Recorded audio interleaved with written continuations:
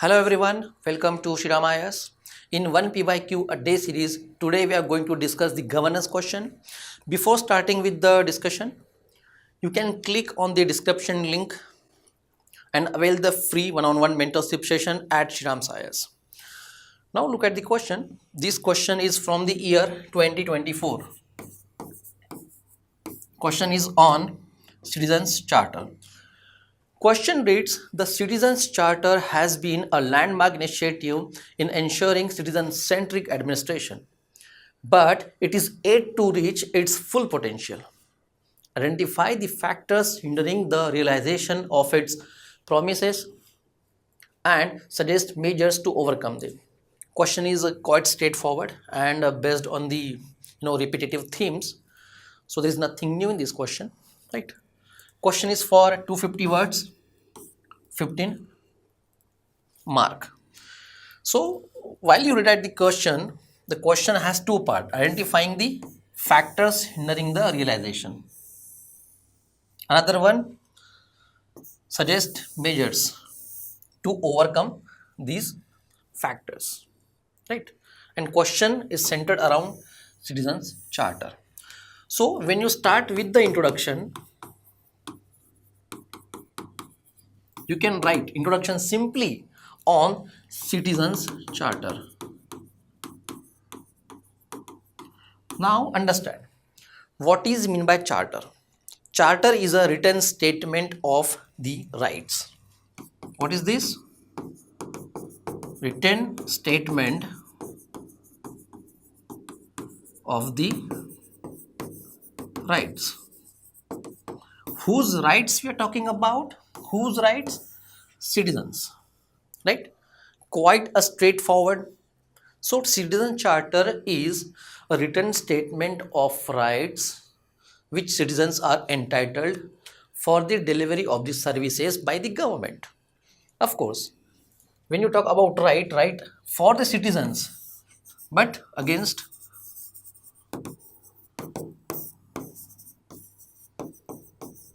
government departments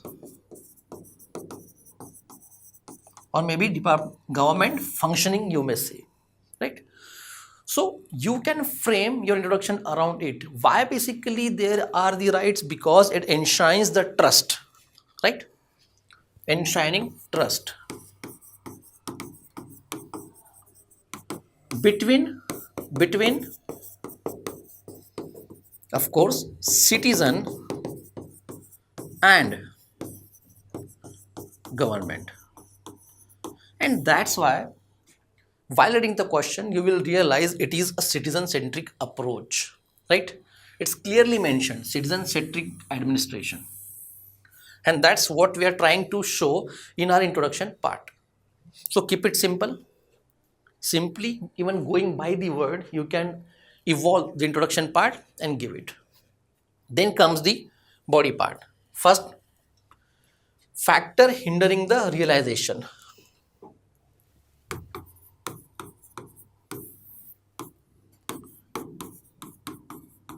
Factors hindering the realization. We understand we are talking about realization of the Citizen Charter's aim or maybe the objective, right? So what are the factors?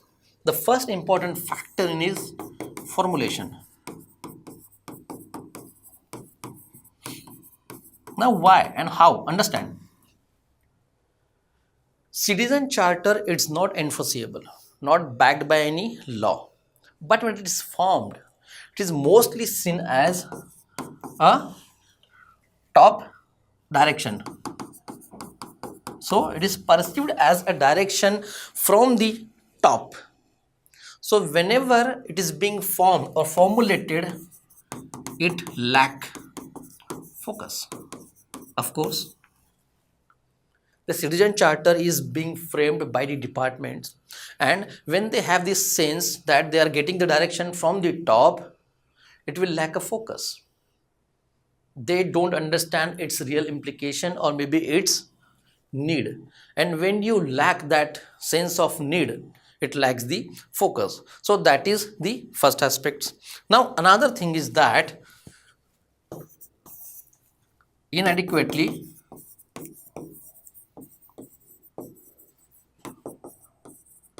trained staff. Now why? Now understand. Already there is a lack of focus because direction is coming from the top. Now when you can't connect yourself with a particular rules, regulation, or maybe any process, right? You cannot train yourself. Even though you have the sense of that requirement of the Citizen Charter 8, you will see government have inadequately trained the staff. Now why? Basically, look, they have to act for citizen against their own organization. Now understand, they are not basically acting against, but this is how the perception is being created. Why? Because while formulating, there is no involvement of these people, departments, and once they are not being involved, mostly they are misguided. They have developed that feeling that we have to work for the citizen, but it is against our own department, because whenever we are not able to fulfill the rights enshrined in the Citizen Charter, there will be action, whatever action, right? But accountability lies on the people only. So they are inadequately trained, and also they are not motivated. Then comes awareness. Of course, you can understand Citizen Charter is quite not that actually a new concept, but when you talk about its publicity or maybe awareness, it is lacking. So citizen lack awareness. Why? Due to any issues maybe. As you can see the advertisement of any other aspects, like for example, you can see a lot of ads while browsing internet or maybe any other app, any e-commerce platform. You can't see the ad of Citizen Charter, right? Along with that, its availability in a desirable format, maybe language, maybe audio format, maybe video format, right? That is quite lacking, and that's why awareness, of course, it also because of the educational level of the citizen, but ultimately the awareness of Citizen Charter is lacking and it's hindering its effectiveness, right? Then another aspect, dereliction of duty. Basically, you may call it a bureaucratic behavior. So what happens? They are not focused, not motivated. There is no accountability. Visible in public domain. Everything is done internally. So somewhere there is a dereliction of duty. Maybe they are being issued show cause notice, departmental inquiry, so many things, but hardly few things come in a public domain which give them a sense that it can be done that way, right? So dereliction of duty is also part of it because accountability is in question. Few points you can write, you can even write more, right? As I told you, there is no statutory backing, no legal enforcement, right? The drafting itself is an issue. Citizen cannot actually ask for their rights because they are not aware. So many things you can write. Then jump on to the second part. Measures to overcome the challenges. Okay. Measures to overcome challenges.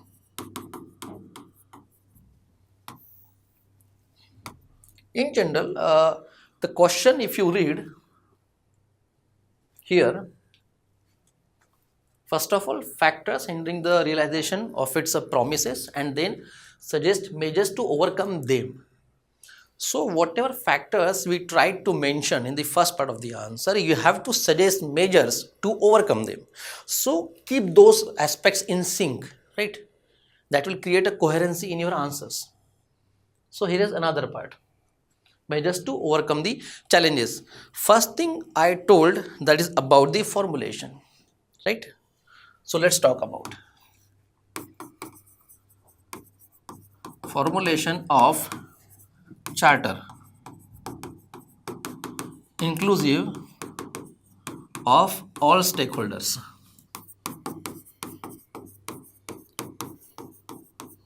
Even departments, yes, we need to involve them in formulating the citizen charter. What will happen basically? It will give them the sense of urgency, because then they can link those formulation with its effectiveness. Until and unless you won't understand the importance of something, you basically lack that implementation attitude. That may be a possibility, right? So the whole point is that include, right? Next point, what we have written over here,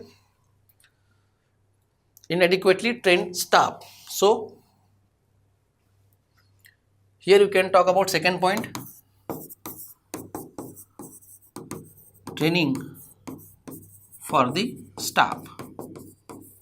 Of course, it has to be on a periodic basis,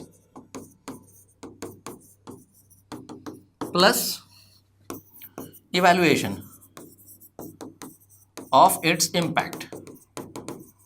Because if there is no evaluation of any training imparted on them, you will never know if that training is giving you result or not.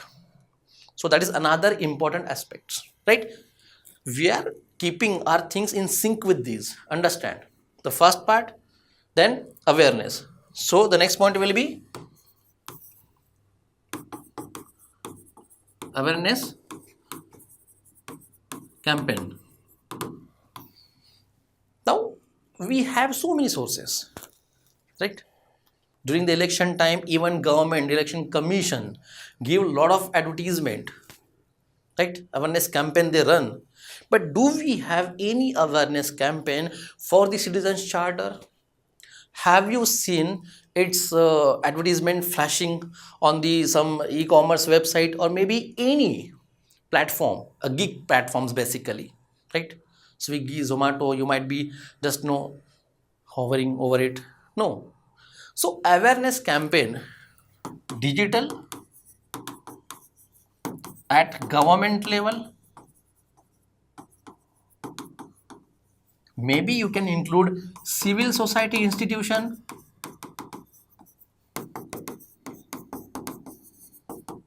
you can take the help of gram panchayat, right? Citizens are everywhere.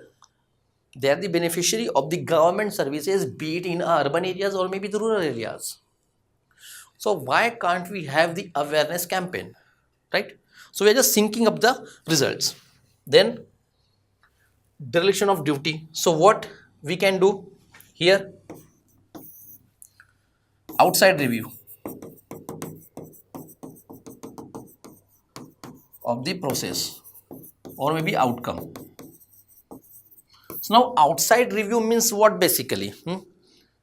Not just the government, but some independent body should audit their actions or maybe their outcomes, and those results should be published. Results should be published in public domain. What will happen? Citizens can actually participate. They can relate. Look, these many grievances I have raised, these many satisfied, addressed, not addressed. What actions has been taken on the delivery officer? So outside review is very, very important. Once you do that, it will instill the belief, a trust, because we all know how it operates, how it happens. Mostly this is all about having that trust deficit. a gap between the government organization and the citizens. So we are talking about overcoming those, right? So we have given 4 points for the first part and the 4 point for the another part. You can also give more because it's a suggestions part. You can even mention strong grievance redressal mechanism. For now we have like penalty, right? But then is it sufficient? Is this information is in a public domain? Is it affecting their tenure or maybe service record? We are not clear yet. I do understand there is some hurdles in making it legal, right? But even if it's not legal, you can have some protectionist measures through which we can ensure that citizen charter is being effective. Now here, once you have a strong grievance redressal mechanism, that will actually work like a magic. Like we have the RBI's ombudsman mechanism. If you send them a mail, they will revert back with the proper solution. Why not here? Why not the action taken can be just given out in a public domain? So this whole thing will make a sense, because ultimately somewhere it's about human interactions, right? On the one side, who are in the power, in the bureaucratic capacity or maybe any capacity. On the other hand, we are having the citizens. So you can mention these aspects as well.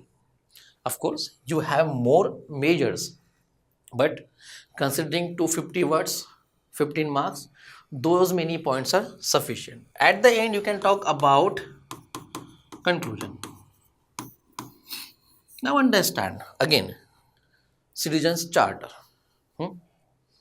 We can take anything out of this question only. Citizen-centric administration yet to reach its full potential. Full potential. It's clearly mentioned, right? So, full potential. How? Now understand here the relation between the government and the citizen charter. First of all, we always talk about a good governance. Of course, it's about a governance. When you talk about a good governance, it's just a technology. We all know that. Ultimately, what is there at the other hand? Citizen charter. And this is the tool. Why tool? Full potential. Understand this. I am picking the idea for the introduction and the conclusion from question itself. Now here, good governance is a technology which can achieve a democratic or maybe all-inclusive governance with the help of tool, that is citizen charter. So understand, ultimately you are achieving a governance. What we call it? Less government, more governance, right? So how we can achieve it? Through the citizen charter. Ultimately, you can mention those aspects. Because whenever you talk about governance, if you talk about three essential parameters, these are transparency, accountability, and citizen friendliness. Transparency and accountability, we have various mechanisms, and also question appeared in examination on multiple occasions. Here we are talking about citizen charter, citizen participation, and that's why. Of course, I mentioned good governance because I'm talking about a use of AI, right? You can have more things like feedback mechanism,